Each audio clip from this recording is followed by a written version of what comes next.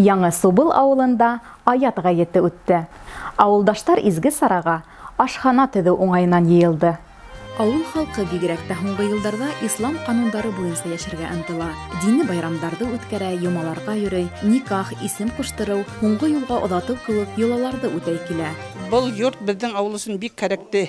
Булды. Без ошол мәсеттең нихенә шул йортты төҙөү өсөн бик зур көсөбөҙҙө һалдык дисәк тә тырыштык. Ошо ыңғай күренеште иҫәпкә алып, Арғаяш районының имам мөхтәсибе Сибәғәтулла Ғабидуллин айырым аш йорты төҙөү мәсьәләһен күтәрә. Дин әһеле был проект шулай ук ауылдаштарҙың табын ҡороу мәшәҡәттәрен еңелләштереү, тағы ла күберәк халыҡты дингә йәлеп итеү маҡсатында ла ғибәрәт тине. Шулай ук өлкә диния назараты район ҡалалар буйлап семинарҙар үткәргәндә лә был йортҡа мохтажлыҡ кисерә икән. Был открытие түгел. Был безгә шул мәсҗидкә ярдәм иткән, ашхананы ярдәм иткән, төҙөгән кешеләрҙе ҡунаҡ итеү.